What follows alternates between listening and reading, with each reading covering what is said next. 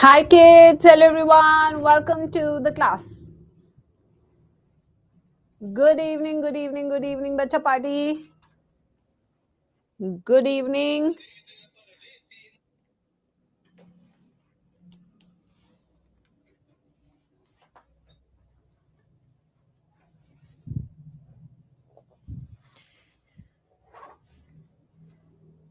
नहीं मैं बिल्कुल नहीं रो रही, I am happy.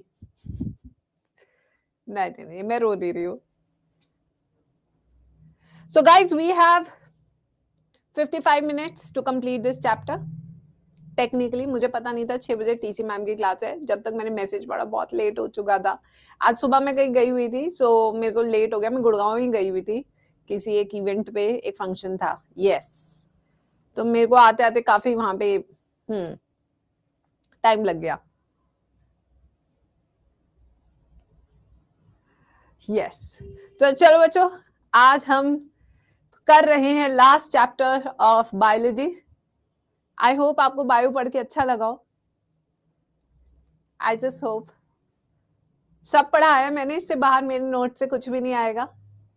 I have shared my life experiences, my life stories, and lot of things with you during this batch time, because I always feel कि whoever has joined my batch is my family.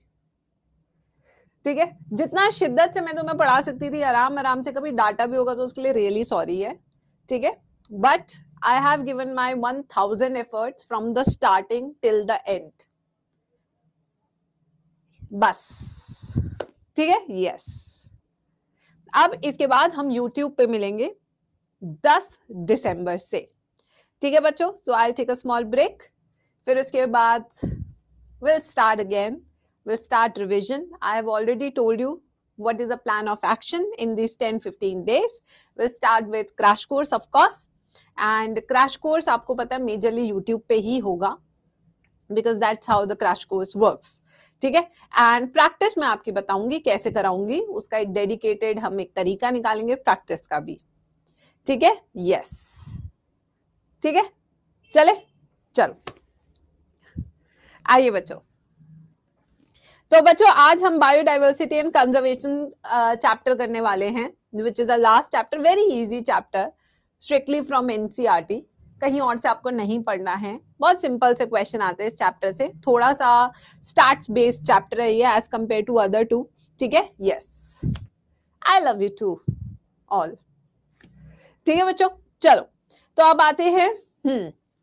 तो एक बार पढ़ लेते हैं, उसके बाद तो देखो बहुत सारी बातें ही बातें हैं, but you have taken out your time on Sunday for me, तो let's utilise that time to complete the chapter. So biodiversity and conservation, जैसे कि आपको पता है पहले तो इकोलॉजी चैप्टर में हमने इकोलॉजी को समझा, बट इस चैप्टर में हम समझेंगे कि इसको बचाना भी क्यों जरूरी है.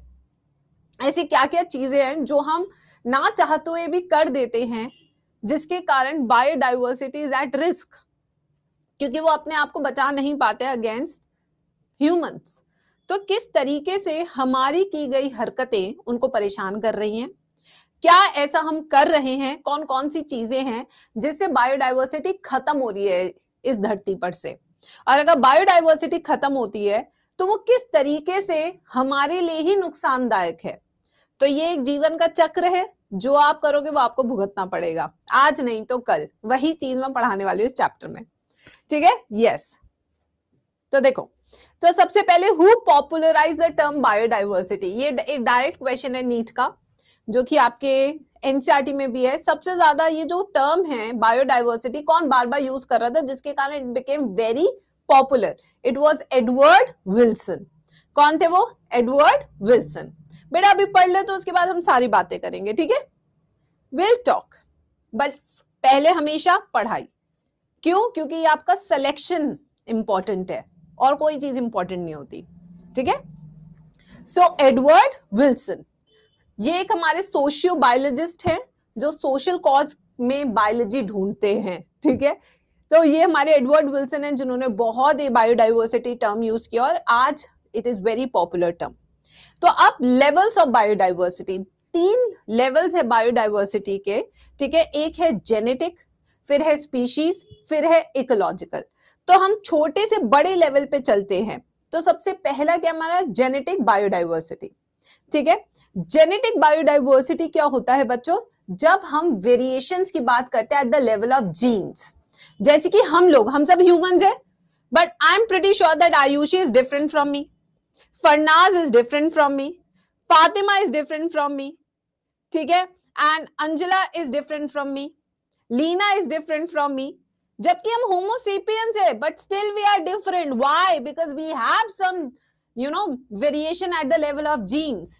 हम सेम स्पीशीज में हैं, कुछ लोग तो दिल्ली के रहने वाले भी होंगे, we live at the same place also, but still we are different, we are not same.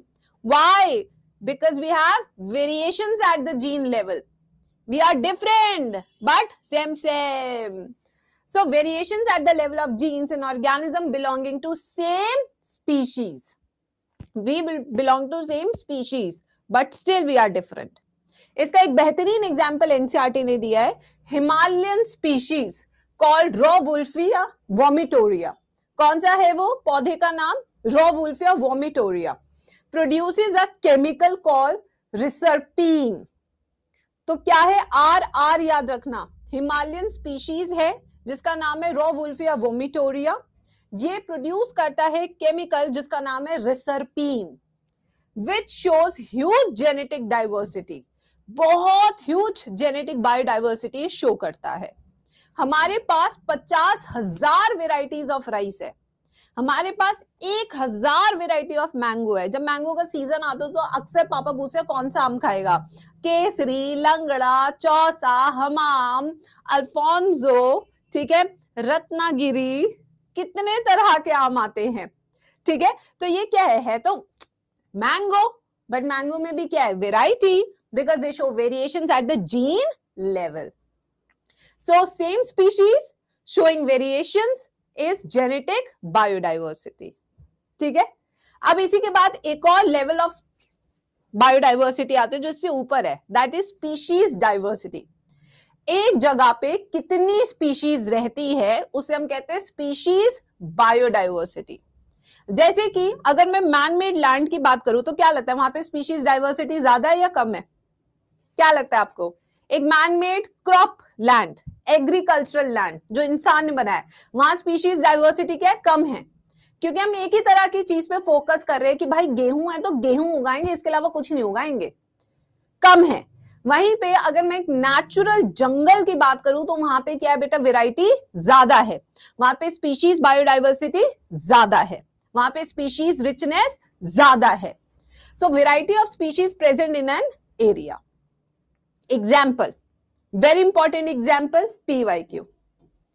The Western Ghats have more species of amphibians as compared to Eastern Ghats. तो वेस्ट साइड ऑफ इंडिया में, यानी कि जो मुंबई वाला side है, वहां ज्यादा amphibian की अलग अलग तरह की स्पीशीज आपको देखने को मिलेगी as compare to the Eastern Ghats of India. जैसे आपका हैदराबाद वाला साइड, आपका तेलंगाना वाला साइड, तमिलनाडु वाला साइड, वहां पे कम है. अब बच्चे पूछ रहे मैम ऐसा क्यों है? Environment, conditions, may be soil, may be less of competition, इसलिए, ठीक है. तो species diversity, species richness, the number of species that you find in an area. The beautiful example is amphibians, you find more in Western Ghats as compare to Eastern Ghats. ठीक है बच्चों, अब आते हैं नेक्स्ट, जो सबसे बड़ा लेवल ऑफ बायोडाइवर्सिटी है. अब यहां पे कुछ चीजें लिखवा रखी है. स्पीशीज रिचनेस क्या होता है? Number of different species present per unit area. Species richness contributes to stability. True, ये मैंने लास्ट चैप्टर में भी बताया था. इकोसिस्टम कैसा होता है? सेल्फ सस्टेनेबल होता है. जितनी ज्यादा स्पीशीज होंगी उतना ज्यादा सिस्टम सेल्फ सस्टेनेबल होता है, इसलिए ज्यादा स्टेबल होता है. अब आते हैं तीसरा बड़ा लेवल ऑफ बायोडाइवर्सिटी. क्या है वो? सबसे बड़ा लेवल ऑफ बायोडाइवर्सिटी क्या है? Ecological biodiversity. यानी कि यहां पे बहुत तरह के इकोसिस्टम्स हैं. Variation at the level of ecosystem. जैसे अगर हम इंडिया की बात करें तो we have desert, we have mountains, we have forest, we have coastals, we have plains, we have all type of ecosystems in India. तभी India क्या है? सदाबहार. तभी इंडिया में सबसे पुरानी सिविलाइजेशन शुरू हुई थी, हड़प्पन सिविलाइजेशन, 4000 साल पुरानी. उससे पुरानी एक और सिविलाइजेशन है जिसे हम कहते हैं इजिप्शियन मेसोपोटामियन सिविलाइजेशन, जो नाइल रिवर के पास हुई थी। ठीक है बच्चों, तो ये हमारी diversity. So we have coastals, we have plains, mountains, hills, valleys, desert, plateau, forest, mangroves. Kerala में आपको मैंग्रोव्स मिलेंगे, मैंग्रोव फॉरेस्ट। ठीक है, तो ये सब चीजें है। तो कितने लेवल ऑफ डाइवर्सिटी है एवरीबॉडी? सबसे छोटा है जेनेटिक लेवल, जिसका एग्जांपल था रॉ वुल्फिया वोमिटोरिया, केमिकल का नाम था रिजर्पीन। फिर 50,000 वैरायटी राइस की, 1,000 वैरायटी मैंगो की। उसके बाद आया हमारा next species level of biodiversity. उसके अंदर when we have more number of species in an area, that is called as species richness. ठीक है, कहां ज्यादा है? एम्फीबियंस, वेस्टर्न घाट में ज्यादा number of species as compare to Eastern Ghats. फिर आते हैं इकोलॉजिकल डाइवर्सिटी। कहां ज्यादा इकोलॉजिकल डाइवर्सिटी? अपने देश में हर तरह की डाइवर्सिटी आपको देखने को मिलेगी, चाहे कोस्टल हो, प्लेन्स हो, माउंटेन्स हो, हिल्स हो, वैलीज हो, कुछ भी हो। ठीक है, अब आता है question, how many species are present on earth and in India? ये डायरेक्ट क्वेश्चन है। रुको बेटा, गर्मी लग रही है, जैकेट ही उतार दो। एक सेकेंड।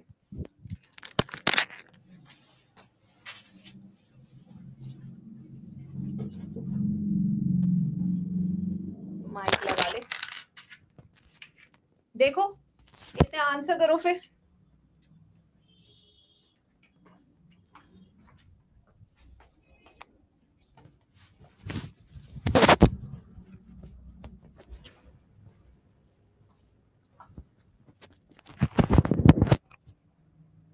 एक्चुअली मैं डायरेक्ट जिम से ही आ रही थी आज, तो गर्मी लग रही है मुझे बहुत ज्यादा इस टाइम पे। हाँ, आ जाओ। तो अब आते हैं, एक क्वेश्चन है यहाँ पे बच्चों, हाउ मेनी स्पीशीज, आखिर कितनी स्पीशीज है इस पूरी धरती पर, उसमें से कितनी स्पीशीज है हमारे इंडिया में।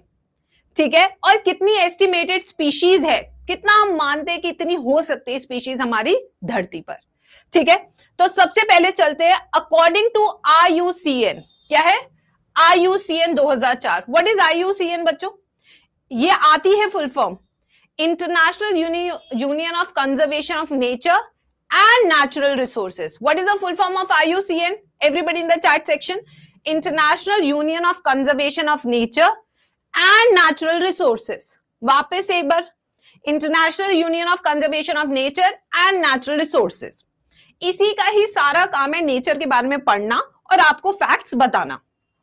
तो यहां पे इनके अकॉर्डिंग मोर देन 15 लाख या more than 1.5 million species are present. तो अभी तक कितनी स्पीशीज प्रेजेंट है अकॉर्डिंग टू IUCN? अगर ये क्वेश्चन नीट में आता है तो क्या आंसर दोगे? ये डायरेक्ट क्वेश्चंस मैंने लिखे हुए हैं नोट्स में, जो आप पढ़ते हैं, ये डायरेक्ट क्वेश्चन है। तो पहली चीज क्या है? According to IUCN, international union of nature and natural resources, conservation of nature and natural resources, कितनी है? 1.5 मिलियन है। ठीक है बच्चों, अकॉर्डिंग टू साइंटिस्ट, जो बाकी के साइंटिस्ट है जो बैठ के चाय की टपरी पे बात करते हैं, उनके according total number of species धरती पर कितनी है? 20 से 50 मिलियन स्पीशीज। कितनी है? 20 से 50 मिलियन स्पीशीज है। और अकॉर्डिंग टू बायोलॉजिस्ट रॉबर्ट में, ये आपका PYQ है, ये आपका PYQ है, 7 फेरे ये अपने भूल नहीं पाए, तो इसलिए उन्होंने एस्टिमेट क्या बताया? अकॉर्डिंग टू दिस, में से याद रखना है मिलियन, बेचारा 7 फेरे अपने भूल नहीं पाया रॉबर्ट, तो इसलिए 7 मिलियन स्पीशीज है। 7 मतलब 70 मिलियन स्पीशीज इस धरती पर है अकॉर्डिंग टू रॉबर्ट में। अकॉर्डिंग टू बाकी साइंटिस्ट हमारे पास 20 से 50 मिलियन स्पीशीज है। अकॉर्डिंग टू IUCN 15 लाख से ज्यादा स्पीशीज हैं। ठीक है, समझ आया नहीं आया? पहले तो ये बताओ। ये फैक्ट्स है, नंबर्स, स्टैट्स जो आपको याद करने हैं। ठीक है, अब रॉबर्ट में क्या कहते हैं? पहले बताओ, रॉबर्ट क्या भूल गया? क्या भूल नहीं पाया वो अपने जीवन में? 7 फेरे, 7 में से याद रखना है मिलियन, बिलियन में कंफ्यूज मत हो जाना। ठीक है, 7 million species according to Robert में। कौन है ये? एक बायोलॉजिस्ट है जिन्होंने बायोलॉजिकल कॉन्सेप्ट ऑफ स्पीशीज दिया था। ठीक है बच्चों, अब ये क्या कहते हैं? 7 मिलियन में से 22 million species have been identified and recorded. यानी कि 7 मिलियन में से 1.5 मिलियन स्पीशीज हम रिकॉर्ड कर चुके हैं और उनको कैटलॉग कर चुके हैं, यानी कि आइडेंटिफाई कर चुके हैं। यानी कि अभी भी यहां पे 68% काम बाकी है, 78% काम बाकी है। ठीक है बच्चों, यस, ये इन्होंने कहा। ये वाला पेज सबको क्लियर है? किसी को कोई दिक्कत है इस स्लाइड पे? बहुत सिंपल सा है। अब आ जाओ आगे। अब ये जो हमने 1.5 मिलियन स्पीशीज खोज ली है बच्चों, कितनी खोज ली है, कितना कैटलॉग कर लिया है? 15 लाख स्पीशीज कैटलॉग कर लिया है। 1.5 मिलियन स्पीशीज हमने कैटलॉग कर लिया है। अब ये 1.5 मिलियन स्पीशीज जो हमने डिस्कवर की है, इसमें से 70% कौन है? ये डायरेक्ट क्वेश्चन है नीट का। इसमें से 70% एनिमल्स हैं जो हमने आइडेंटिफाई की है और 22% क्या हमारे प्लांट्स। इन प्लांट्स में पूरा प्लांट किंगडम, बायोलॉजिकल क्लासिफिकेशन का और किंगडम भी है, जैसे एल्गी भी है इसमें 22% में, फंजी भी है, bryophyte, pteridophyte, gymno, angiosperms are recorded. तो 15 लाख में से 70% कौन है? एनिमल्स। और 22% में कौन है? सब plants, fungi, bryophyte, pteridophyte, gymnosperms, algae, angiosperms, सब। तो मेन फोकस अभी भी एनिमल्स पे चल रहा है। अब एनिमल्स के अंदर भी चलते हैं। इन एनिमल्स में भी जो सबसे बड़ा क्लास है वो कौन सा निकल के आया? इंसेक्ट्स का। इंसेक्ट्स हैं सबसे ज्यादा इन एनिमल्स में भी। हर 10 एनिमल जो हमने खोजे उसमें से 7 तो हमारे भाई इंसेक्ट ही निकले हैं। अगर मान लो आज मैं 10 एनिमल ढूंढती हूं तो उसमें से 7 तो इंसेक्ट ही होंगे, 7 तो आर्थ्रोपोड्स ही होंगे, बाकी 3 अलग होंगे। हो सकता है वो मैमल हो सकता है वो मोलस्का हो सकता है वो साइक्लोस्टोम हो सकता है वो कुछ भी हो भाई, मुझे नहीं पता। ठीक है, अब इस 22% में से जो ये हमने 22% निकाला है, उसमें जो फंजी स्पीशीज है वो कितनी है हमारी? 72,000 species of fungi we know how many species of fungi? 72,000। Fishes की कितनी है? 28,000। एम्फीबियंस की ये याद नहीं करना है, ठीक है, ये याद मत करना, इतना ज्यादा स्टैट्स नहीं आएगा। Fungi species are more than combined total of fishes, amphibian, reptiles and mammals. यानी कि अगर आप इन सबको ऐड कर दोगे तब भी फंजी की स्पीशीज ज्यादा है। तो पहले इंसेक्टा फिर शायद फंजी ही आएगा जो हमने डिस्कवर की है। तो इसको एक बार फिर से रिवाइज करते हैं। चलो G square army, let's revise it. अब मैं फटाफट से क्वेश्चन पूछूंगी और आपने आंसर देना है, क्योंकि इसमें मैं समझाऊं क्या, याद ही करा सकती हूं। ठीक है, चलो G square army, come on everybody. तो पहला question, according to IUCN 2004 how many species are documented? 1.5. Lavita, very good Lavita, very good. Now the next question, according to the scientist how many species are estimated on earth? According to scientist, no Arya थोड़ा सा गलत है, 20 to 50 million लिखना है। Very good. Next question, according to Robert May how many estimated species are present on earth? According to Robert May 7 million या billion? 7 million species. ठीक है बच्चों, now coming to the next question, out of the 7 million what percent of species have already been catalogued, have already been recorded, have already been identified? कैसे भी सवाल आ सकता है। 22%, good. Out of this 22%, which group forms the 70% of identified animals, organisms? 70% organisms कौन से है जो हमने आइडेंटिफाई किया है? एनिमल्स। ठीक है, और 22% में कौन आता है आपके? प्लांट, फंजी, सब ये सब। ठीक है, अब एनिमल्स में से भी हर 10 एनिमल में 7 कौन होते हैं? इंसेक्ट्स होते हैं। ठीक है बच्चों, how many species we have identified for fungi? Yes, fungi कितनी है? 72,000। तो ये हमने पूरा रिवाइज भी कर लिया है। नेक्स्ट आते हैं, अब आते हैं इनका डिस्ट्रीब्यूशन देखते हैं। ये 3 चार्ट्स हैं, एक एक लेबलिंग याद करनी है, लिख के एक एक लेबलिंग क्वेश्चन आता है नीट में। ठीक है, तो सबसे पहले हम इनवर्टिब्रेट्स देखेंगे। कौन होते हैं invertebrates? Anybody who can help me? कौन होते हैं इनवर्टिब्रेट्स विच लैक वर्टिब्रल कॉलम, जिनके पास वर्टिब्रल कॉलम नहीं होता है। इसके अंदर आपके प्रोटोकॉर्डेट्स भी आते हैं, इसके अंदर आपके नॉन कॉर्डेट्स भी आते हैं, ठीक है। इन वर्टिब्रेट्स में अगर देखें तो सबसे बड़ी क्लास कौन सी है? इंसेक्टा। सबसे बड़ी क्लास कौन सी? इंसेक्टा, क्योंकि हर 10 में से 7 तो इंसेक्ट ही थे। ये हो गए फर्स्ट। उसके बाद कौन आता है? मोलस्का। मोलस्का, ठीक है। फिर यहां पे क्रस्टेशियंस, एक्वेटिक आर्थ्रोपोड्स और ये अदर्स। तो आप देख सकते हैं कि इस धरती पर जो आज भी सबसे डोमिनेटिंग फाइलम है, जो सबसे लार्जेस्ट फाइलम है, वो कौन सा? आर्थ्रोपोडा। क्योंकि इंसेक्टा, क्रस्टेशियंस और आर्थ्रोपोड्स जो मैक्सिमम है। हम तो अदर्स में आते, हम तो अदर्स में भी नहीं आ रहे क्योंकि हम तो कॉर्डेट्स हैं, ठीक है। ये है। अब आते हैं वर्टिब्रेट्स, जिनके पास वर्टिब्रल कॉलम होता है। इनमें सबसे बड़ा कौन है? डायरेक्ट क्वेश्चन आएगा, फिशेस। फिशेस की सबसे ज्यादा वेराइटीज है। उसके बाद एम्फीबियन, रेप्टाइल, बर्ड्स, मैमल। तो इसको ऐसे क्लॉकवाइज याद रखना, इसकी लेबलिंग को। Fishes, amphibian, reptile, birds, mammal, ठीक है। परम, परम, ठीक है। पी से क्या है? पाइसेस यानी फिशेस, ए से एम्फीबियन, आर से रेप्टाइल, ए से एव्स या बर्ड्स, एम से मैमल, परम। अरे फार्बम नहीं है, परम है, परम परम, ठीक है। यस। फिर आते प्लांट स्पीशीज। कौन से दो सेम खिलाड़ी हैं? यस, कौन से दो सेम खिलाड़ी है? Fungi, angiosperm. Fungi, angiosperm. Fan, fan, ठीक है। यस। यहां पे आपके एल्गी लाइकन्स, यहां पे आपके मॉसेस, फर्न्स, सेम सेम से, ठीक है। तो ये हमारा डिस्ट्रीब्यूशन है। अब आते हैं नेक्स्ट क्वेश्चन पे बच्चों। Next question, why animal show more diversification as compare to plants? सवाल समझे या नहीं समझे? आखिर एनिमल्स की वैरायटी क्यों ज्यादा है? आखिर क्यों हम ज्यादा एनिमल्स खोज पा रहे एज कंपेयर टू प्लांट्स? तो यहां पे मैंने आंसर लिखा हुआ है, क्यों एनिमल ज्यादा है।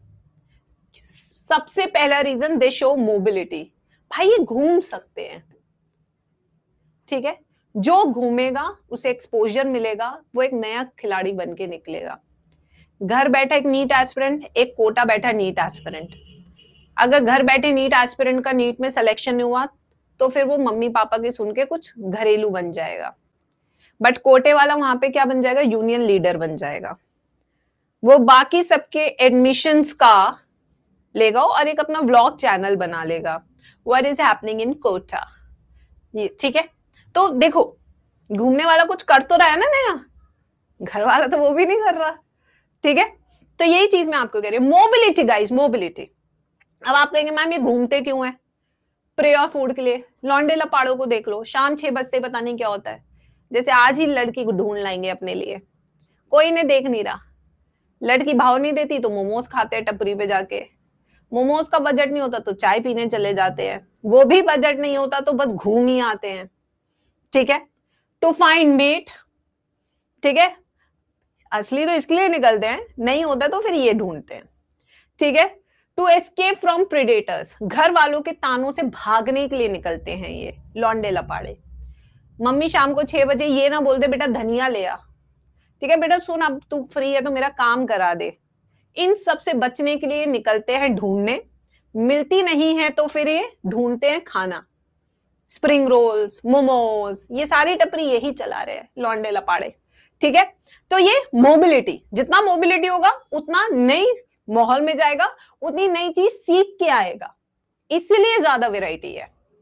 Next, they have nervous system which helps to regulate according to changing environmental condition। अब देखो ये लौंडे लपाड़े बहुत तेज होते हैं, इनके पास पैसा नहीं है तो दूसरे को लगे मेरे को पता है तेरी बहन का सिलेक्शन हुआ है ना, पार्टी नहीं दी से, बड़ा बदतमीज है तुम, पार्टी नहीं दिया, मैंने सुना है तेरी बहन का सिलेक्शन हुआ है।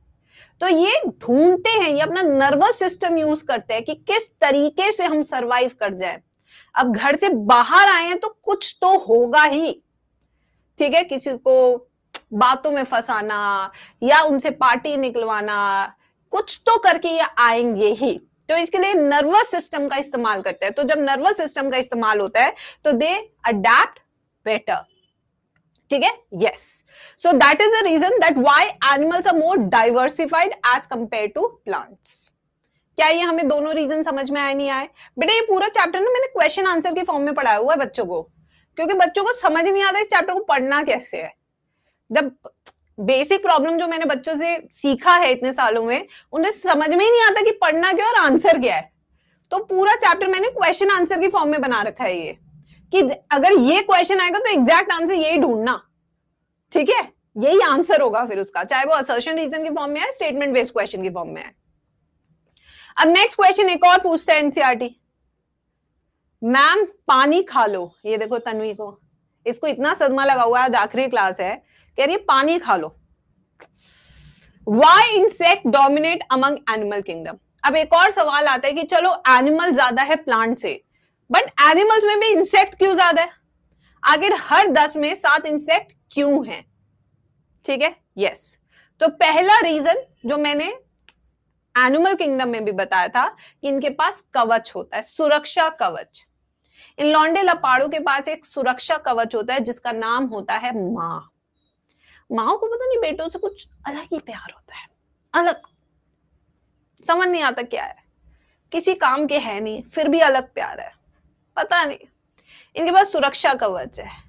जैसे पापा असलियत बता रहे होते हैं इन्हें, तो माँ आ जाती है एकदम से, हाँ मेरे बेटे को ऐसा मत बोलो, हाँ नहीं तो जब देखो मेरे बेटे के पीछे पड़े रहते हो, खून चूस लो उसका। तो ये कवच इस काइटिनस एक्सोस्केलेटन, इस कवच के रहते ये किसी भी तरह की एंजाइमेटिक एक्टिविटी झेल जाते हैं, इस कवच के रहते कुछ भी झेल जाते हैं बच्चों लाइफ में। So this chitinous exoskeleton which protect them from enzymatic activity and hard environmental conditions. ठीक है बच्चों, इसलिए ये डोमिनेट करते हैं अमंग एनिमल्स। कौन? इंसेक्ट्स। ठीक है, यस। चलो बायोडाइवर्सिटी इन इंडिया, अब इंडिया की बात करते हैं, वर्ल्ड लेवल पे बात कर ली, अब लेट्स टॉक अबाउट अस। चलो देखते हैं biodiversity in India. India land covers, direct question of NEET PYQ,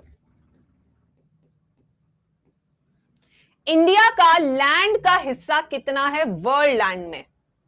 what is our percentage? हमें कितना लैंड दिया गया है पूरे वर्ल्ड के लैंड में? सिर्फ 2.4%। और वर्ल्ड पॉपुलेशन हमारी कितनी है? 1.5 बिलियन। तौबा तौबा तौबा तौबा, तौबा तौबा। ठीक है, चलो इंडिया की बायोडाइवर्सिटी कितनी है वर्ल्ड लेवल पे, वर्ल्ड कंट्रीब्यूशन में? 8.1%। लैंड है 2.4% और 8.1% है हमारा कंट्रीब्यूशन इन बायोडाइवर्सिटी, ऑलमोस्ट 4 गुना। इसलिए India among 12 mega global biodiversities में आती है वर्ल्ड की। ठीक है, कितने में हम आते हैं? 12 में। ठीक है, डायरेक्ट क्वेश्चंस। नेक्स्ट, हमारे पास प्लांट स्पीशीज कितनी है जिससे हम पूरा आयुर्वेदा पढ़ाते हैं, नेचुरोपैथी पढ़ाते हैं? 45,000 प्लांट स्पीशीज है हमारे इंडिया में जो हम डिस्कवर कर चुके हैं। इससे ज्यादा भी हो सकती है, हम इतनी डिस्कवर किए भाई अभी तक। और एनिमल स्पीशीज इसकी ट्वाइस, यानी कि 90,000 एनिमल स्पीशीज भी डिस्कवर कर चुके हैं हम इंडिया में। ठीक है, तो ये थे फैक्ट्स अबाउट इंडियाज बायोडाइवर्सिटी। यहां तक सबको समझ में आया? यस, बताइए, यहां तक सबको समझ में आ गया? अब आते हैं पैटर्न ऑफ बायोडाइवर्सिटी पे। क्या पैटर्न है बायोडाइवर्सिटी का, कहां ज्यादा होती है, कहां कम होती है, ये सब हम समझेंगे। तो सबसे पहला पैटर्न है इसका लैटिट्यूडनल डिस्ट्रीब्यूशन। उसके लिए पहले धरती का गोला समझो तुम, धरती का गोला। धरती के गोले में बीचों बीच है इक्वेटर 0 डिग्री पे। ठीक है, ऊपर नॉर्थ टेम्परेट जोन, ये इक्वेटर के ऊपर नीचे ये वाला जो एरिया है रेड वाला, दिस इज कॉल्ड ट्रॉपिकल्स। क्या कहते हैं इन्हें? ट्रॉपिकल्स। यानी कि यहाँ पे वार्म कंडीशंस होती है, कांस्टेंट कंडीशन होती है, स्टेबल कंडीशंस होती हैं इक्वेटर के पास। जैसे अपन देश भारत, इसके ऊपर आ जाता है temperate zone, north temperate zone, south temperate zone. ये है कैंसर, ट्रॉपिक ऑफ कैंसर, ये है टॉपिक ऑफ कैप्रिकॉर्न। ये ठंड इलाके आ गया, यूरोप वाला एरिया ठंडा, ठीक है। फिर और ठंडा आ जाएगा, ऊपर आर्टिक सर्कल, नीचे अंटार्कटिक सर्कल, यहां एटलांटिस, बिल्कुल बर्फीला, ठीक है, एटलांटिस। तो ये है हमारा डिस्ट्रीब्यूशन ऑफ धरती। तो यहां पे हम नॉर्थ पोल जा रहे हैं, हम साउथ पोल जा रहे हैं। ये हमारा नॉर्दर्न हेमिस्फीयर है, इक्वेटर के ऊपर वाला हिस्सा, इक्वेटर के नीचे वाला हिस्सा है हमारा सदर्न हेमिस्फीयर। हनीमून वाला रोहन बदमाश, हनीमून तभी मिलेगा जब कुछ बन पाएगा, वरना नहीं मिलेगा। ये बिल्कुल ठंडा, ये भी बिल्कुल ठंडा, बट बीच वाला area receives maximum sunlight around equator, ठीक है। पहले बताओ धरती का ये समझ में आया नहीं आया? चलो अब आ जाओ। फिर नालायको पढ़ा। As we move away from equator, हम जब इक्वेटर से ऊपर या नीचे की तरफ जा रहे हैं, अवे फ्रॉम इक्वेटर, आइदर इस डायरेक्शन में या इस डायरेक्शन में, द स्पीशीज रिचनेस डिक्रीजेस, यानी नंबर ऑफ स्पीशीज डिक्रीजेस। सवाल उठता है भाई क्यों लगता है बच्चों ऐसा क्यों हो रहा है? क्यों हो रहा है ऐसा? इसका पहले एग्जाम्पल देखते हैं जो एनसीईआरटी ने लिखा है। एनसीईआरटी कहती है कि कोलंबिया जो है इक्वेटर के पास है, जो कि अमेरिका का हिस्सा है, वहां पे बर्ड्स की 1400 स्पीशीज मिलती है। वहीं जो न्यूयॉर्क जो टेम्परेट जोन में आता है, वहां सिर्फ 105 हो जाती है घट के। और ग्रीनलैंड जो बिल्कुल पोलर एरियाज में आता है, वहां ये घट के 56 हो जाती है बच्चों। कितनी हो जाती है? 56। बताओ जी कितनी हो जाती है? 56। तो यानी कि जब हम ऊपर की तरफ जा रहे हैं तो नंबर ऑफ स्पीशीज हमारी डिक्रीज हो रही है। अब क्यों?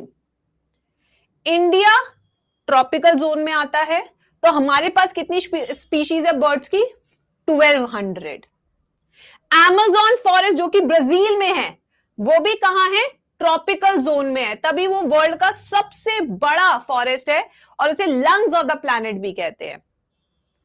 इक्वाडोर, याद है हम गए थे गैलापागोस, इक्वाडोर से वेस्ट कोस्ट ऑफ अमेरिका, याद करो इक्वाडोर। यहां पे 10 times more species of vascular plants है as compare to forest in USA. आखिर इस पूरे ट्रॉपिकल एरिया में क्यों इतनी ज्यादा स्पीशीज है यार? ऐसा क्या है कि हर जगह ट्रॉपिक्स पे ज्यादा है? अफ्रीका के जंगल देख लो चाहे। So why diversity is more in tropics? पहला yes, less seasonal variation। ऐसा सीजन नहीं है कि बिल्कुल बर्फ आ गई अलास्का की तरह कि अब 2.5 महीने सन ही नहीं निकलेगा, लॉन्ग नाइट हो गई है, ऐसा नहीं है हमारे साथ। हर दिन सुबह होती है, हर दिन शाम होती है, हर दिन सुबह उठते हैं, नहाते धोते हकते, खाना खाते पढ़ते फिर सो जाते शाम में। ऐसा नहीं कि भाई अब सन ही नहीं निकलेगा, ऐसा नहीं करते हम, ठीक है।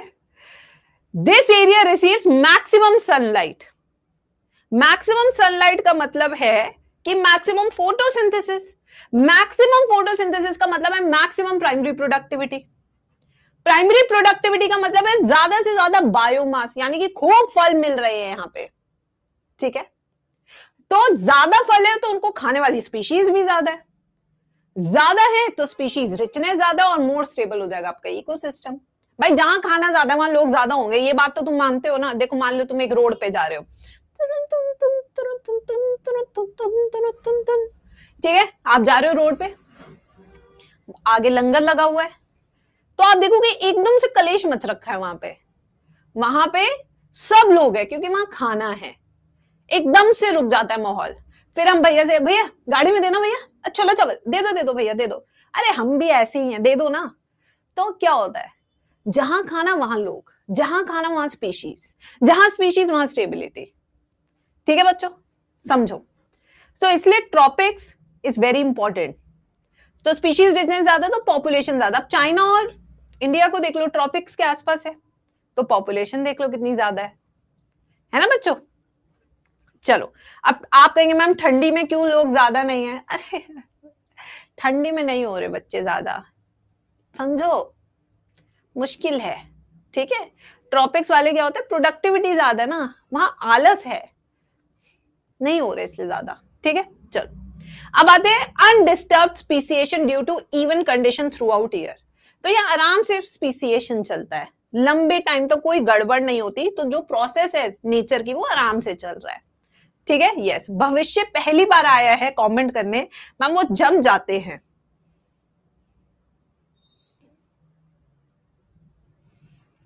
आज तक इस बच्चे ने क्लास में, मैंने नाम नहीं देखा, ऐसी बातों पे टिप्पणी देने तुरंत से लिख देते हैं ये।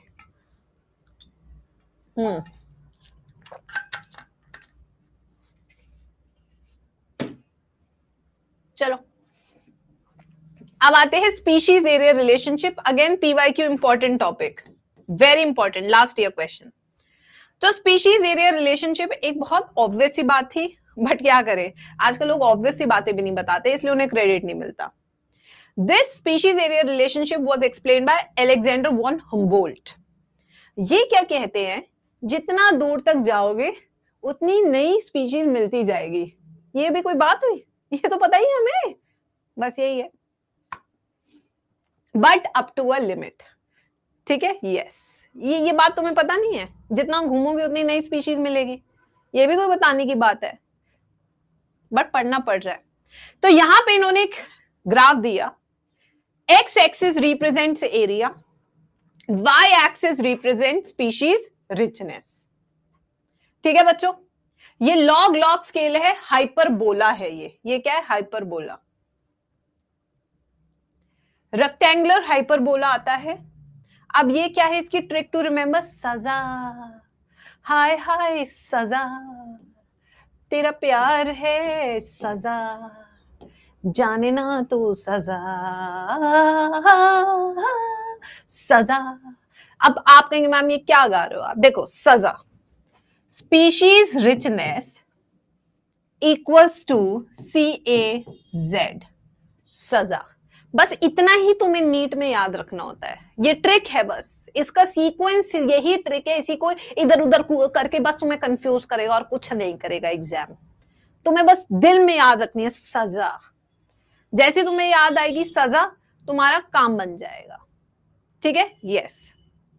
अब देखो S क्या है, स्पीशीज रिचनेस है सजा में, C है हमारा Y इंटरसेप्ट, A है हमारा एरिया, और Z हमारा कोफिशिएंट ऑफ रिग्रेशन। ठीक है, अब यहां पे भी फिर से सजा पे चल रहे हैं, log S log C plus Z log A। ठीक है, यस। तो ये हमारी सजा, ये पूरा हमारा इक्वेशन है इस ग्राफ का, जो कि हमें दिया था अलेक्जेंडर वन हुम्बोल्ट ने। ठीक है, यस। अब देखिए बच्चों, कंक्लूजन क्या है इस ग्राफ का, जहां से आपका क्वेश्चन आएगा नीट में। अलेक्जेंडर वन हुम्बोल्ट बोलते हैं, जितना ज्यादा एरिया एक्सप्लोर करोगे उतनी स्पीशीज रिचनेस बढ़ेगी, यानी कि उतनी ज्यादा स्पीशीज मिलेंगी, but up to a limit. ऐसा नहीं जाते जा रहे हो जाते जा रहे हो, मिलती जा रही है मिलती जा रही है मिलती ही जा रही है, ऐसा नहीं होता। ठीक है, अगर कम एरिया एक्सप्लोर करोगे तो भाई कम ही ना स्पीशीज रिचनेस मिलेगी, ऑब्वियस ही बात है या नहीं, तो कम ही तो वैल्यू आएगी गधो। अगर मान लो चल ही 100 मीटर और कहोगे मैम बस एक गाय देखने को मिली है, तो भाई एक ही मिलेगी ना, 100 मीटर तो तू चला ही है, गाय ही तो देखने को मिली है। तो कम एरिया एक्सप्लोर करोगे तो कम वैल्यू आएगी, Z वैल्यू जो हमारा रिग्रेशन का कोफिशिएंट है छोटा होगा। अब जैसे सिर्फ न्यूयॉर्क में अगर हम पॉपुलेशन ऑफ मॉलस्क देखें तो 0.1 से 0.2 है, वहीं पूरे कॉन्टिनेंट में अगर मॉलस्क की स्पीशीज रिचनेस कंपेयर करें तो 0.6 से 1.2 है। ठीक है, अगर फ्रूजीवोरस बर्ड्स यानी फ्रूट ईटिंग बर्ड्स मैमल्स को हम पूरे में देखें तो उसका वैल्यू 1.15 है, कितना ज्यादा है। बट ये तो ऑब्वियस सी बात है। तो z कब छोटा आएगा, ये नीट में क्वेश्चन आएगा। नीट में क्वेश्चन क्या आ सकता है, if z is smaller what does it mean, what does it mean. अगर मान लो नीट में ऐसे डायरेक्ट क्वेश्चन आ गया, in Alexander von Humboldt z value is 0.1 of an area, z for b area is 0.6, कहां ज्यादा स्पीशीज रिचनेस है। तो अपना दिमाग मत लगाना उल्टा वाला कि यार 0.1 तो ज्यादा नहीं है, ना ना ना ना ना, यहां ज्यादा है स्पीशीज रिचनेस क्योंकि यहां पे ज्यादा एरिया एक्सप्लोर हुआ है। यहां स्पीशीज रिचनेस कम है क्योंकि यहां कम एरिया एक्सप्लोर हुआ है। ठीक है, ऐसे सवाल आते हैं एग्जाम में जहां फंस जाते हैं। अब आते हैं reasons for stability in species richness ecosystem. अब आप कहेंगे मैम क्या मतलब, मैम स्पीशीज ज्यादा होंगी तो मैम ज्यादा स्टेबल होगा सिस्टम, क्यों मैम। अब मान लो तुम नीट के कॉलेज में गए हो, मेडिकल कॉलेज में, वहां एक ही प्रोफेसर तुम्हें एनाटॉमी पढ़ा रहा है, फिजियो पढ़ा रहा है, ठीक है, ढिकाना पढ़ा रहा है, पिटाना पढ़ा रहा है, क्या मजा आएगा तुम्हें, तुम कहेंगे क्या यार बहुत पकाता है। ठीक है, यस। अब सोचो सिर्फ जीजी मैम पढ़ा रही है फिजिक्स केमिस्ट्री बायो, वैसे तो यू विल एंजॉय, बट मेरा लोड बढ़ जाएगा। ठीक है ना, तो ऐसे तो जितने ज्यादा लोग होते हैं उतना सिस्टम स्टेबल हो जाता है। देखिए, more species contributes to stable productivity year to year. साल दर साल जितना ज्यादा सिस्टम बड़ा होता जाएगा उतना स्टेबल होता जाएगा। एक्सपीरियंसेस मोर रेजिस्टेंट अगेंस्ट चेंजेस, क्योंकि अब हमारे पास क्या वेरिएशन है जीन्स में। जब हमारे पास वेरिएशन होती है जीन्स में तो हम सरवाइव कर पाते हैं। अगर हमारे पास वेरिएशन नहीं है और कंडीशन ऐसी हुई तो हम सब मर जाएंगे बच्चों, जेनेटिक ड्रिफ्ट हो जाएगा। More resistant to alien species invasion, ज्यादा नंबर ऑफ स्पीशीज होती है तो अगर कोई संकट आता है घर पे तो हम लड़ते हैं, है ना बच्चों। अगर एक ही बंदा कोटा में बच्चा है, उसके ऊपर कोई संकट आ गया है कि बेटा तेरे को 1000 रुपए देना है वरना यहीं आकर कल मुक्का मारूंगा।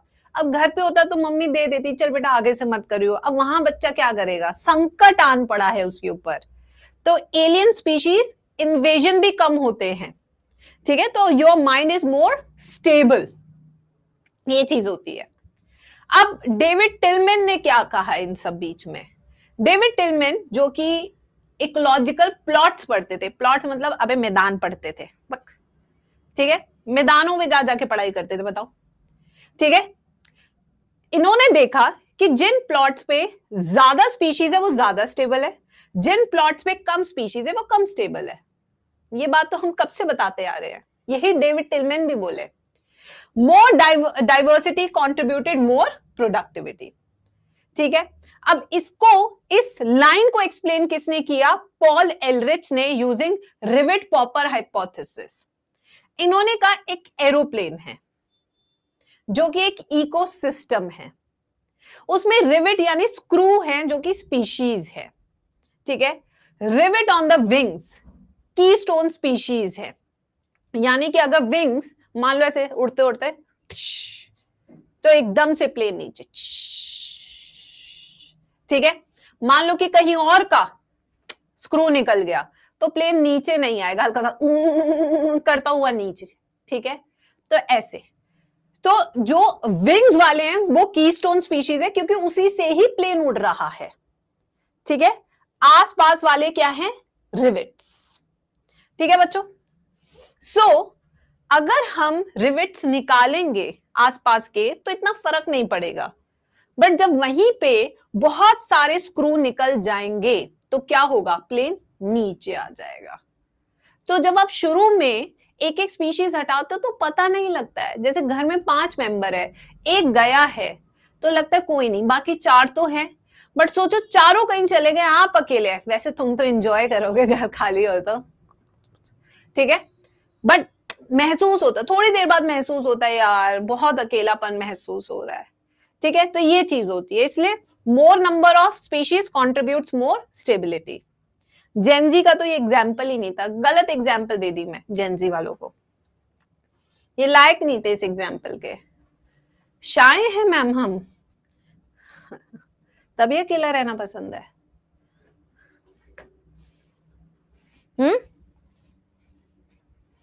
सब पता है मुझे।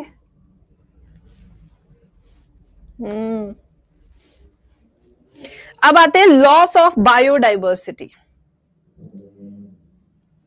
कैसे कैसे हम अपने सामने ही स्पीशीज को गायब होते हुए देख रहे हैं बच्चों। एक्सटिंक्शन। अच्छा, मैं एक अनाउंसमेंट करना चाहती हूँ, मैं तो ये चैप्टर आज ही कंप्लीट करूंगी, शायद क्लास ओवरलैप होगी फिजिक्स के साथ। जिनको फिजिक्स में जाना है चले जाओ, मेरी रिकॉर्डेड देख लेना बाद में, ठीक है बच्चों? यस। अब आते हैं एक्सटिंक्शन। एक्सटिंक्शन होता क्या है? Complete disappearance of species from planet earth. Complete disappearance, गायब, खत्म, जीन्स भी नहीं बचना, उसे एक्सटिंक्शन कहते हैं। एक होता है नेचुरल एक्सटिंक्शन, जब नेचर एलिमिनेट करते हो स्पीशीज को कि अब लड़ नहीं पा रही, इसका खत्म हो जाना ही सही है, बट ये बहुत धीरे होता है। एक होता है मास एक्सटिंक्शन, जब बदतमीजी करते हो ना, एक ही बार में भगवान कहते हैं इनको मार पकड़ के सबको, यानी कि एक कैटास्ट्रॉफ आएगा, सब स्पीशीज खत्म, जैसे आपने देखा होगा डायनासोर्स का हुआ। फिर आते हैं एंथ्रोपोजेनिक एक्टिविटीज, यानी कि मैन मेड रीजंस की ये गायब हो रही है, which is at very fast pace. ठीक है? IUCN red list 2004 extinct species बताती है 784 इन लास्ट 500 इयर्स, जिसमें से वर्टिब्रेट से 338, इनवर्टिब्रेट से 359, प्लांट स्पीशीज से 87। तो 500 सालों में आप देख सकते हैं इतनी सारी गायब हुई। जो पॉपुलर स्पीशीज थी जो अब एक्सटिंक्ट हो चुकी हैं, वो कौन सी हैं बच्चों? पहली डोडो मॉरिशस, ये बहुत इंपॉर्टेंट PYQ है, ये मैचिंग के लिए आता है बच्चों, मैचिंग के लिए। डोडो मॉरिशस का है, क्वागा अफ्रीका का है, ठीक है? यस। स्टेलर सिकाओ रशिया, थैलेसीन ऑस्ट्रेलिया, 3 सब स्पीशीज ऑफ टाइगर बाली जवान एंड कैस्पियन। ठीक है बच्चों, ये सब हमारी गायब हो चुकी है। बर्ड्स की भी स्पीशीज है इसमें, डोडो इज अ बर्ड। ठीक है? अब ये क्या कहते हैं IUCN वाले कि लास्ट 20 इयर्स में 27 स्पीशीज एक्सटिंक्ट हो चुकी है। 500 सालों में 784 और 20 साल में 27, which is very fast rate.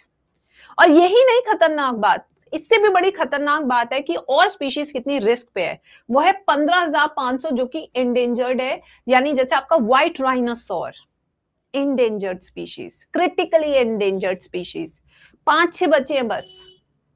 ऐसी स्पीशीज सोचो, व्हाइट राइनोसोर्स आपको देखने को ही नहीं मिलेंगे, खत्म, ऐसी चीज है। तो क्या कॉजेज है?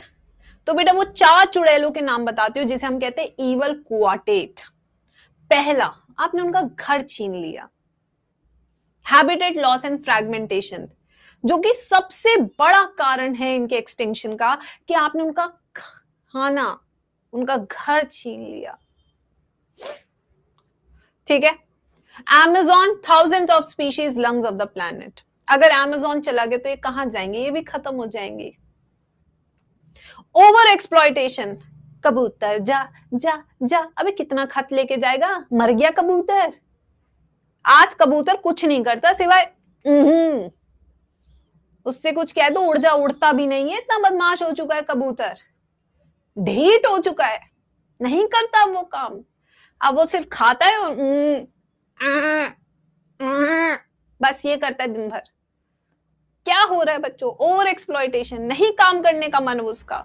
जैसे passenger pigeon, stellar sea cow extinct हो चुके हैं क्योंकि कबूतर जा जा जा नहीं जा रहा भाई, मर गया बेचारा। ठीक है? Alien species invasion, this is important, PYQ मैंने लिखा भी है, बहुत क्वेश्चन आते हैं इस वाले पार्ट से। ये क्या है? जब आप एक नई स्पीशीज इंट्रोड्यूस करते हो तो वहां की जो नेटिव स्पीशीज है वो एक्सटिंक्ट होनी शुरू हो जाती है, क्योंकि उसका नेचुरल प्रेडेटर नहीं है जो आपने स्पीशीज इंट्रोड्यूस किया, उसे कंट्रोल करने के लिए कोई नहीं है, तो वहां की स्पीशीज एट रिस्क हो जाती है। इसका example lake Victoria, east Africa, एक मछली है नाइल पर्च, जिसे हमने इंट्रोड्यूस किया था एक लेक में, जिसके कारण वहां के 200 किकलिड फिश की स्पीशीज एक्सटिंक्ट हो गई, गायब हो गई। सोचो, क्योंकि जाके खाने लग गई, वो डर का माहौल हो गया, डर के माहौल में बेचारी तैरती थी, मर जाती थी, वेरी बैड। फिर वाटर हाइसिंथ लेकर आए थे यूरोपियंस की, हम सजाएंगे, सजा लो अब बैठ के, टेरर ऑफ बंगाल बन गया, जहां उगता था इतना तेज उगता था कि नीचे का सारा ऑक्सीजन लेकर मछलियों को मार देता था. So water hyacinth acorni is a terror of Bengal as it grows massively on surface of water. Water का सारा ऑक्सीजन यूज करता था जिसके कारण मछलियां मर जाती थी मां की. पार्थीनियम, कैरेट ग्रास, इसके पॉलन से एलर्जीज होती है. Lantana is now most problematic weed growing in main crop. African catfish Clarias gariepinus is a threat to indigenous catfish. तो ऐसे नहीं होते बाहर से हर लाई चीज अच्छी होती है बच्चों, हम इंडियंस थोड़े ऑब्सेस्ड है, बाहर की चीजें मजेदार है, ऐसा नहीं है. हमारी लाल परी भी बढ़िया होती है, जरूरी नहीं है गोरी परी अच्छी हो, अपन की लाल परी भी बेस्ट, सुनती भी और समझती भी है, याद रखना इस बात को. तो ये सारे क्या है, एलियन स्पीशीज इन्वेजन्स हैं. को एक्सटिंक्शन, यानी कि अगर दो स्पीशीज आपस में इंटरलिंक्ड है, एक भी गायब हुई तो दूसरी अपने आप गायब हो जाएगी. Obligate relation between two species, दोनों की दोनों गायब हो जाती है. ठीक है, अब आते हैं रेड डेटा बुक जो आपको लिस्ट ऑफ एंडेंजर्ड स्पीशीज बताती है. रेड डेटा बुक क्या बताती है, एंडेंजर्ड स्पीशीज की लिस्ट. ठीक है, यहां तक समझ में आया, चारों कारण सबको समझ में आया नहीं आया, सारे एग्जाम्पल समझ में आए नहीं आए, बताओ. तो सबसे पहले ईवल क्वार्टेट, जिसमें पहला क्या था, हैबिटेट लॉस एंड फ्रैगमेंटेशन. दूसरा था overexploitation, passenger pigeon and Steller sea cow. तीसरा था एलियन स्पीशीज इन्वेजन, जिसमें हमने एग्जांपल किया Nile perch, Lake Victoria, 200 cichlid fish गायब हो गई. दूसरा वाटर हाइसिंथ, तीसरा लेंटाना, चौथा यस कौन सा किया और हमने अभी तो बताया था, पार्थीनियम, क्लेरियस गैरीपाइनस. ठीक है, ये सब. अब आते कंजर्वेशन. अब बचाएं कैसे बच्चों, हाँ बचाने से पहले भी देखो ये पढ़ा रहे हैं कि क्यों बचाए, बताओ. क्योंकि इंसान सेल्फलेस नहीं होता, खुद मछली होता है. क्यों बचाए, क्योंकि फ्री की सर्विस मिल रही है गधो. नैरोली यूटिलिटेरियन, यानी कि इकोनॉमिक यूज, आपको फूड मिल रहा है, फायरवुड मिल रहा है, ड्रग्स मिल रही है, कंस्ट्रक्शन मटेरियल मिल रहा है, रबड़ मिल रहा है, सब कुछ मिल रहा है पेड़ों से. ब्रॉडली यूटिलिटेरियन, ऑक्सीजन फोकट का मिल रहा है, ऑक्सीजन सिलेंडर खरीद के लाओ 200 रुपये का मिलेगा. फिर pollination, aesthetic pleasures. Bio prospecting क्या होता है, जब हम ढूंढ ढूंढ के निकालते हैं जंगलों में, यह बहुत काम की चीज है, इसको तो लेकर जाना पड़ेगा, बहुत पैसा है. तो basically this is exploring molecular products and species level for economic use. खोज खोज के निकालते हैं, जैसे लाल चंदन शेरशाह चिलम के जंगलों में जो यूज होता है वायलिन बनाने में जापान में. लाल चंदन, वही तो इकोनॉमिक यूज. जिसने ढूंढ निकाला होगा उसने क्या किया है, बायो प्रोस्पेक्टिंग किया है. हम आप पुष्पा बायो प्रोस्पेक्टिंग चैंपियन. ठीक है, लाल चंदन. ठीक है, यस. अब आते हैं हाउ डू वी कंजर्व, कैसे कंजर्व करें. दो अप्रोचेज है, in situ and ex situ. In situ approach क्या कहती है, ऑन साइट सभी को बचा लो, पूरा को पूरा बायोडाइवर्सिटी बचा लो. इसमें वी हैव हॉटस्पॉट. ठीक है, concept was given by Norman mayor. पहले 25 हॉटस्पॉट थे, अब हमारे पास 34 हॉटस्पॉट है, जिसमें से 3 इंडिया में है. कौन कौन से, Sri Lanka in western Ghat, Indo Burman, Himalayan. आखिर हॉटस्पॉट क्यों इंपॉर्टेंट है, आखिर इसे हॉटस्पॉट क्यों बोल रहे हैं. देखिए, पहला स्पीशीज रिचनेस बहुत गजब की होती है, बहुत ज्यादा स्पीशीज यहां रहती है. दूसरा एंडेमिज्म, यहां वो स्पीशीज है जो कहीं और नहीं मिलती, जैसे अपन की संजीवनी बूटी हिमालयाज में. ठीक है, डिग्री ऑफ थ्रेट, यहां पे सबसे ज्यादा बचाने की जरूरत है. क्यों, क्योंकि यहां पे सबसे ज्यादा पोचिंग हंटिंग हो सकती है, इलीगल काम हो सकते हैं गाइज. ठीक है, फिर आते प्रोटेक्टेड एरियाज. तो यहाँ पे हमारे कौन कौन से इन सीटों में प्रोटेक्टेड एरिया है, पहले हॉटस्पॉट, दूसरे हमारे सेक्रेड ग्रूव, सेक्रेड लेक्स. ठीक है, पूजनीय एरिया बना देते हैं हम. बायोस्फीयर रिजर्व हमारे पास 14 है, नेशनल पार्क 90 है, वाइल्ड लाइफ सेंचुरीज हमारे पास 448 है. ये सब नंबर्स याद करने हैं. बायोस्फीयर रिजर्व क्या होते हैं, इसमें 3 जोन होते हैं. सबसे बाहर वाले ट्रांजिशन, जहां पे आप पार्टी करते हैं आजकल, डेस्टिनेशन वेडिंग जिम कॉर्बेट में. बफर एरिया, जहां पे आपको परमिशन के बिना नहीं जाने दिया जाता है, यानी फोटोग्राफर्स जाते हैं यहाँ पे. ठीक है, या फिर वो सफारी वाले. कोर एरिया तुम नहीं जा सकते, नो ह्यूमन अलाउड, खतरनाक, प्योर जंगल, ठीक है। Sacred grooves, when the entire area is protected due to religious belief, जैसे Khasi and Jaintia hills in Meghalaya, Aravalli hills in Rajasthan, Western Ghats of Karnataka and Maharashtra, Sarguja Chanda and Bastar area in MP, ये सारे हमारे सेक्रेड ग्रूव्स है, ठीक है। सेक्रेड लेक्स, जैसे पुष्कर लेक इन राजस्थान, पुष्कर जी पे, पुष्कर लेक पे हमारे ब्रह्मा जी का मंदिर है, ठीक है। फिर केचुपलरी लेक इन सिक्किम, ये भी हमारा क्या है, पूजनीय लेक बना दिया इसको। अब आते हैं एक्सी2 यानी ऑफ साइड, अगर हमें लग रहा है एक उसमें से, उस एरिया में से एक स्पीशीज एंडेंजर्ड है तो उसको निकाल के हम बचा लेते हैं, ठीक है। Endangered species is brought to a safe place to prevent extinction. Example, seed bank, gene bank, cryopreservation, wildlife safari, zoological park, botanical gardens. जैसे अब व्हाइट राइनोसॉर्स कम है तो उन्हें हम जंगल से निकाल के अपने पास ले आएंगे बचाने के लिए, ठीक है। कन्वेंशंस, 1992 में Rio de Janeiro Brazil 190 countries ने पार्टिसिपेट किया था अर्थ समिट में कि अर्थ कैसे बचाएं। 2002 में जोहान्सबर्ग में हुई थी। G20 समिट अभी इंडिया में भी हुई थी, अगर आपको याद हो तो। हर साल सारे वर्ल्ड के लीडर्स मिलते हैं और ये डिसाइड करते हैं कि कैसे इस धरती को बचाएं, ठीक है बच्चों।